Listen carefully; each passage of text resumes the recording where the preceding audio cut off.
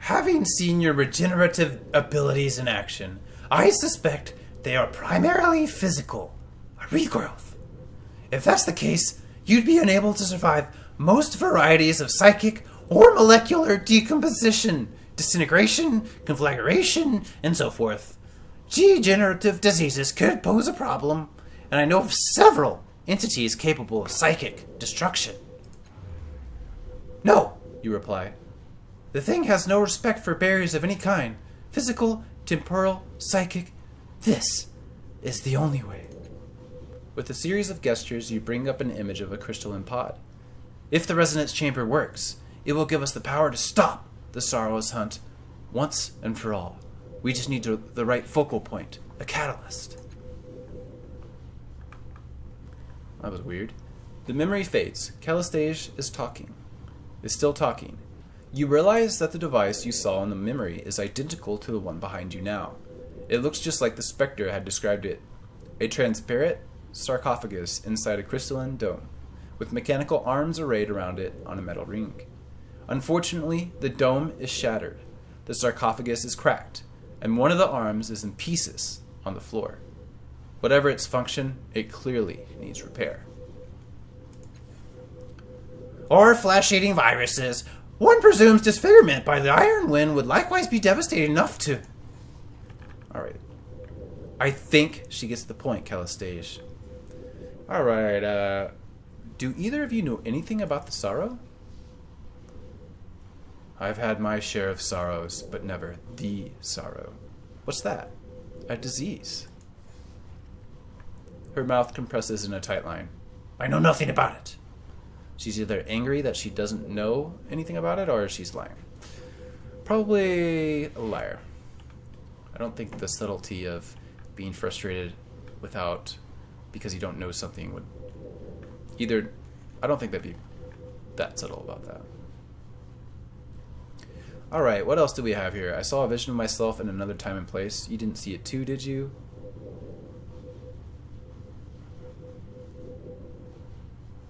Before I woke, I was in some kind of dreamlike labyrinth with a glowing specter. Labyrinth. With how hard you hit the ground, I'm surprised that's all you saw. Where are we? What is this place? A sanctum of your sires. Oh, this is Callistage. A sanctum of your sires. The common belief is he has in several such places throughout the ninth world. Possibly other worlds as well. We were only just able to gain entry to this one because of your grand entrance. I saw a vision of myself in another time and place. You didn't see it too, did you? I saw you stare into space while Callistage graphically described all the ways you could die, but that's about it. He snorts. I only noticed because I did the same thing. I like you, Allegern. Callistage, I'm not sure about. She could be cool in a kind of insane person way. Okay. Why do you seem to hate the changing god so much? The ghost of a smile touches his mouth, as if he's privy to a joke, but it doesn't reach his hard eyes. He's lived longer than anyone in the ninth world. Hasn't been much a philanthropist in all that time. He's helped some people, sure, but it's always been in his own self-interest.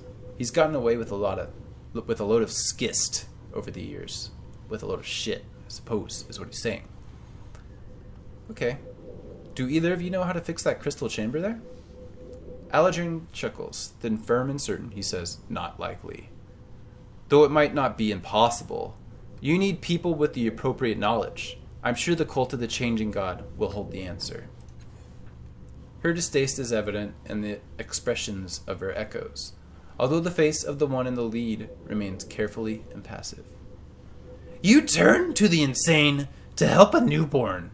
Where's your judgment, Allegern? I would take her to the Order of Truth. The Order of Truth? Are you mad? They would sooner take us apart. Alright, so I think that... oh. No, we have new stuff here. What's the Order of Truth? Knowledge seekers. The learned who try to wrest secrets from the hearts of the prior worlds. They gather in the city to exchange their findings and help humanity to build a brighter future. She smiles brightly. Our friend Allegern here was once one of them. Frauds, quacksalvers, and charlatans. They don't have all the answers, and I'd not trust them with the changing god's secrets. You're just angry that they couldn't help you with yours. Her echoes tinkle laughter. But I am being too cruel, dear Allegern. Let us take our new friend to the Order. What's the cult of the changing god? Despite what she says, they're not insane. They're eccentrics. She laughs, but he soldiers on. They're worshippers of you and your sire. Or your sire. The changing god. They devote their lives to understanding your kind. Okay. So we can ask them to take me to the cult of the changing god, and we can ask her to take me to the Order of Truth. Or I can figure it out on my own. So it's interesting because, like, typically I would trust Allegern more, but I'm not interested in the cult as such. Cults, usually aren't the people you want to ally yourselves with, typically in real life or in video games. And then the Order of Truth is typically what I personally would be more interested in visiting. However, this character, I don't see her latching on to these type of people like that, and neither of these probably appeal to her. I think she's more of a problem solver. She's more willing to go her own way rather than be led around by some strangers. I mean, when she makes friends, that's fine, but these guys are strangers, and you're going to take me somewhere weird, full of weird people. So I think I'm going to try this. Thank you for your help, but I'll figure this out on my own. Hold on. I'll come with you. Wouldn't want you getting lost, would we? Thank you, also suspicious. Oh, there we go. Suspicious as always, Allegern. Child, the world is an exciting place, but it's full of dangers. Rest assured, one of us will get you safely to where you need to be. I'll be right behind you. A sunny smile crosses her faces. I shudder to think what Allegern might do to the child. Okay, so yeah, it's an interesting thought. So if that's Calistasia's thought, she's thinking about Allegern. So maybe she is like the good one, even though I kind of liked him better, but he's kind of more suspicious. And of course, why do you want to go with me? What's in it for you? I won't deny that you are an exciting find, but it's not about that. I just want to see you safely out of the reef. Who knows what secrets this child could help me find, if I can help her live long enough. Kid, you're not safe here, and not just because you're new. Treasure hunters trowel the reef. Scavengers who would sell you for parts if they knew where you came from, what you were. If she's not the changing god, she needs my help. And if she is... So, obviously if I'm the changing god, he's going to want to get some sort of revenge on me. But other than that, he seems pretty...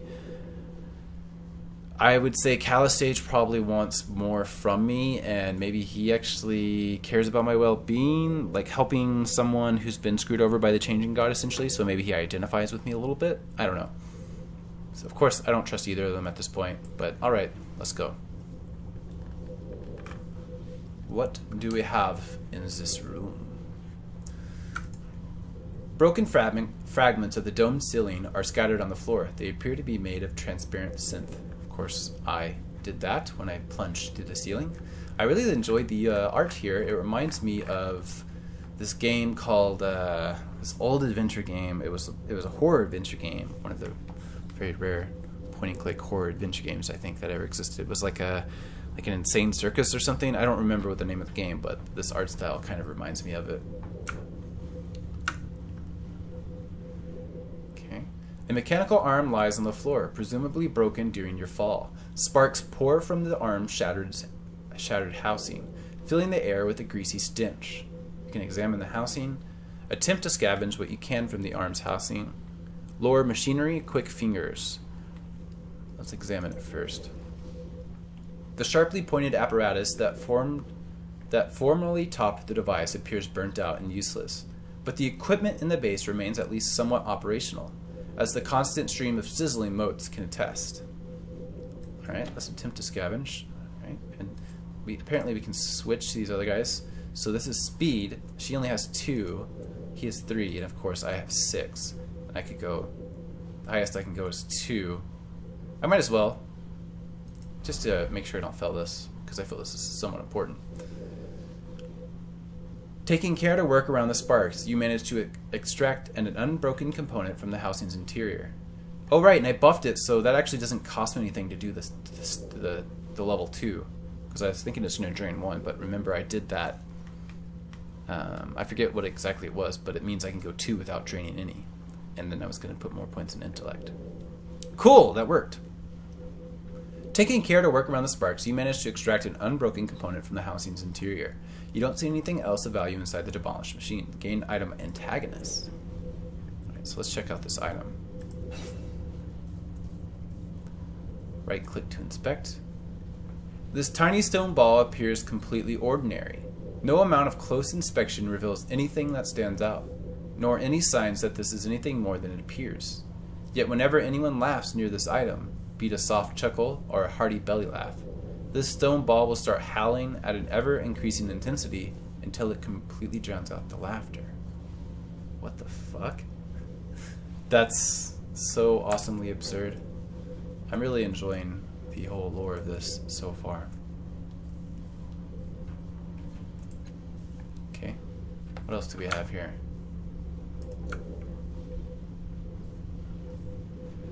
Can we make someone laugh and see if it works? Sunlight falls through the ragged hole in the roof onto the shattered resonance chamber. It is hard to believe that you did this, that you plummeted through the curve of the pale blue sky, crashed through the dome, and broke this delicate machine with your own body.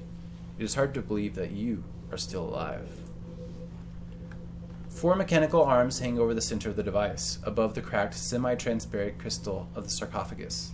The 5th arm lies broken on the floor among the scattered synth and crystal shards, and a metal ring surrounds the array, dented and broken by your impact crater. Let's take a look at the sarcophagus. The padded interior beneath the coffin's cracked lid looks like it was made for a human body. Despite the damage, you don't see any way to open it and get inside. You glance between the sarcophagus and the needle-like protrusions at the end of the arms above. It seems likely that using this chamber would not be a pleasant experience. Examine the suspended arms.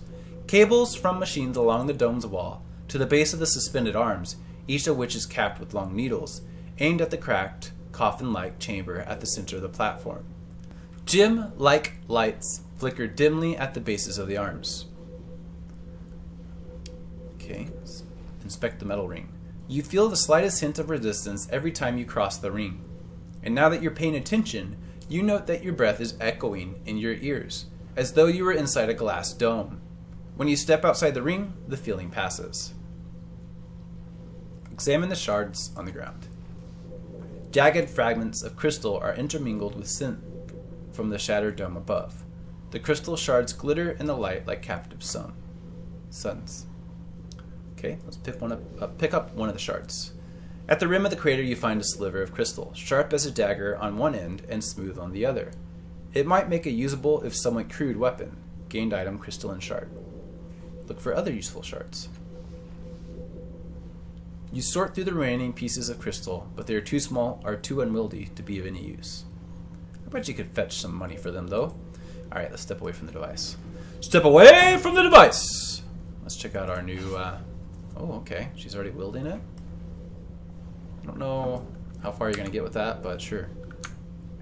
Okay, what else do we have here? We've got this machine, this machine, this machine.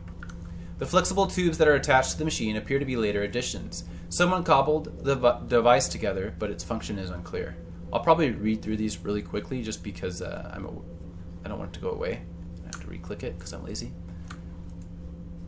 Tiny glowing motes float through the interior of this tower. Each one is surrounded by much smaller motes, like thousands of worlds circling the suns. And what is this device? A slate-black, unimpressive device hunkers before you. As you reach out to touch it, the triangle of lights on its casing blazes into life, and an image unfolds in your mind. A towering crystal arch rises over a jagged gray landscape. The air is dead and stifling, and there, at its emerald peak, the image collapses, leaving you staring into the device's triangular array of lights. Command me. The device, or the intelligence within it, says, each word carefully etched with distaste. Who are you? Your command was not understood.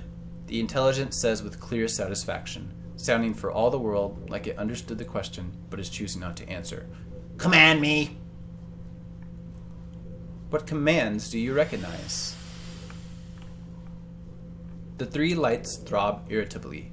Heated air sighs from the device's vents, and then a towering list of commands races through your mind, far too fast to read.